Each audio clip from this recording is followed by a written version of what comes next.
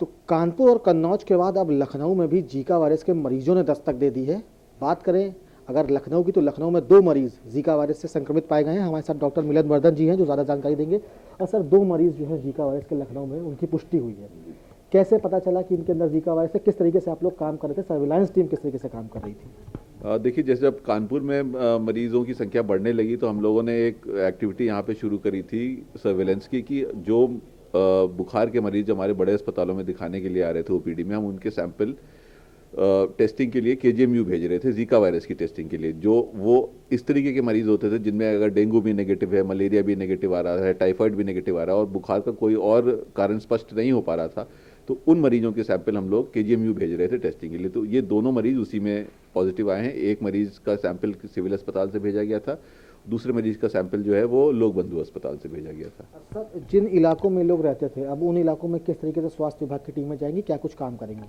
देखिए, जो Zika virus के फैलने का जो सोर्स होता है वो मच्छर के काटने से होता है, और वही मच्छर होता है जो जिससे डेंगू की बीमारी फैलती है। तो जो सोर्स रिडक्शन की एक्टिविटी हैं वो वही होती हैं जो डेंगू में की जाती हैं, जैसे कि फॉगिंग, एंटी लार्वा का स्प्रे, और घर में अगर कहीं पानी का जमाव है तो उसको रोकना, और उसमें एंटी लार्वा का स्प्रे, मच्छरदानी का प्रयोग करना, खिड़कियों में जो नेट वगैरह लगाना। तो ये सब एक्टिविटी हम लोग दोनों इस क्षेत्रों में कल रात शाम से ही हम लोगों ने शुरू करवा दी है। प्लस जो कांटेक्ट में जो लोग हैं, उनके परिवार के लोग, अगल बगल के लोग, उसमें अगर कोई लक्षण युक्त है तो उनके सैंपल लेके उनको भी जांच के लिए भेजा जा रहा है। सर, अगर जीका वायरस और डेंगू की बात करें, आपने कहा कि मच्छर के काटने से ही फैलता है, क्या दोनों में अंतर रहता है सर? देखिए, जीका वायरस और डेंगू के लक्षण जो हैं वो लगभग एक जैसे ही होते हैं, लेकिन जीका में एक ये होता है कि उनकी जीका के लक्षण जो हैं वो डेंगू से थोड़े से हल्के होते हैं। उसमें बुखार उतनी तेज़ नहीं होता, मरीज की तबीयत उतनी बिगड़ती नहीं है और लक्षण उतने गंभीर नहीं होते। हाँ, लेकिन अगर गर्भवती महिलाओं में जीका वायरस होता है तो उसमें उसके गर्भ में पल रहे शिशु को कुछ प्रतिकूल प्रभाव उससे पड़ सकते हैं। आखिरी सवाल सर पूछना चाहूँगा, 2 मरीजों की पुष्टि हो गई है, स्वास्थ्य विभाग पूरी तरीके से फ्रंट फुट पर जाकर अब इसकी देखरेख कर रहा है। अब लखनऊ वासियों को किस तरीके से प्रिकॉशन लेने रहेंगे इससे बचाव के लिए, अन्य बीमारियों से बचाव के लिए?